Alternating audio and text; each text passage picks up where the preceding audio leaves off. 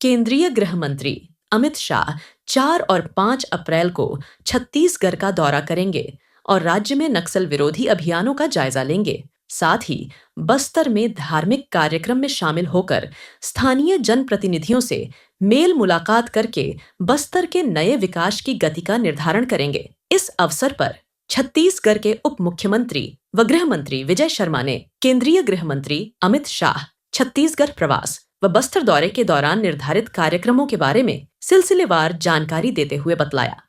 माननीय अमित शाह जी का छत्तीसगढ़ प्रवास निर्धारित हुआ है। 4 तारीख को जब सत्र समाप्त होगा उसके बाद शाम को मतलब रात तक वो रायपुर पहुंचेंगे, रात रायपुर में रुकेंगे और दूसरे दिन सुबह दंतेवाड़ा जाने का है। दंतेवाड़ा में सर्वप्रथम माँ दंतेश्वरी के दर्शन, नवरात्रि का समय है, चैत्र शुक्ल की नवरात्रि है, महत्वपूर्ण समय।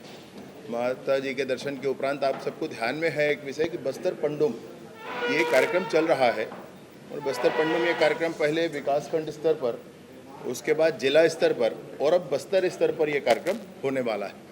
बस्तर पंडुम, पंडुम शब्द का शाब्दिक अर्थ कार्निवाल है, उत्सव है और बस्तर का ये उत्सव है।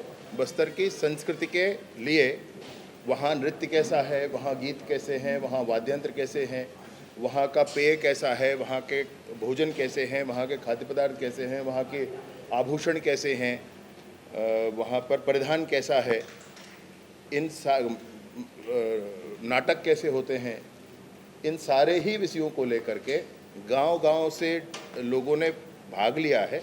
भाग लेने के बाद उनके बीच प्रतिस्पर्धा हुई है और जो बस्तर के सर्वश्रेष्ठ होंगे वो इस बार 3 दिनों का बड़ा कार्यक्रम है।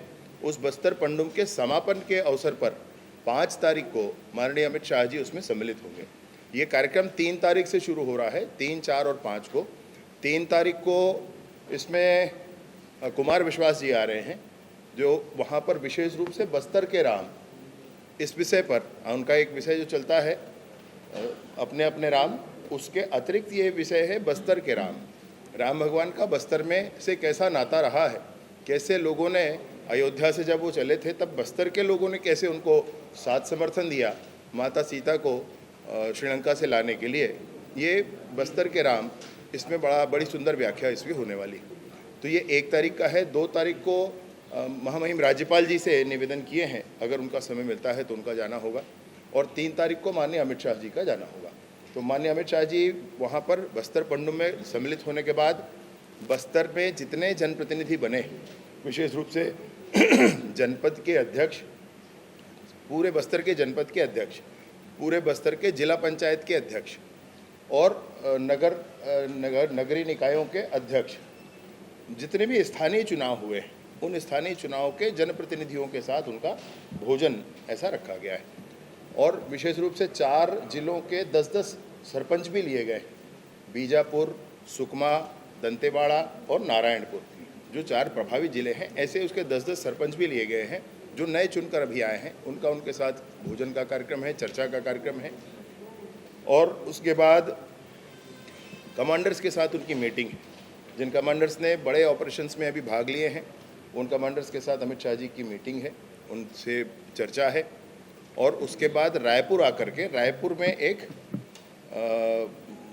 प्रशासनिक बैठक है, अर्थात जिसमें बहुत से आर्म्ड फोर्सेस के प्रमुख उसमें होंगे, इंटेलिजेंस के बहुत से प्रमुख होंगे, उसमें एक बैठक रायपुर में है। रायपुर की बैठक के बाद उनका प्रस्थान होगा। ये माननीय अमित शाह जी का प्रोग्राम है।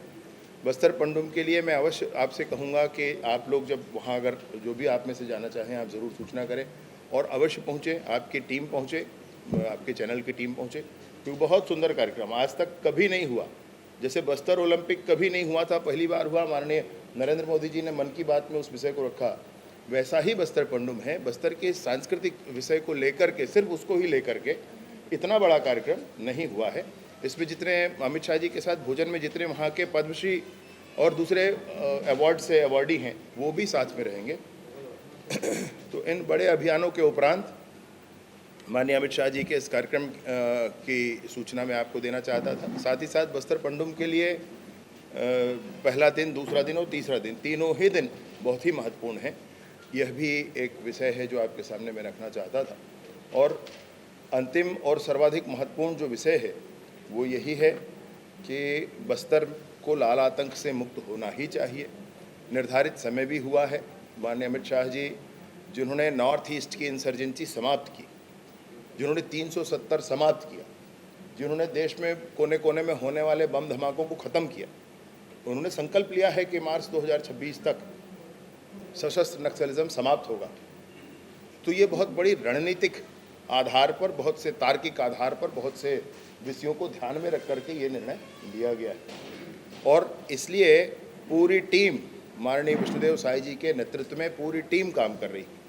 और मैं सोचता हूँ कि बिल्कुल निर्धारित समय अथवा उससे पहले भी सशस्त्र नक्सलिज्म से छत्तीसगढ़ मुक्त होगा, उसमें भी कोई संशय नहीं है। स्टेट भारत न्यूज पर रोचक जानकारी एवं नई खबरों के साथ बने रहने के लिए हमारे चैनल को सब्सक्राइब करें और बेल आइकॉन दबाना न भूलें।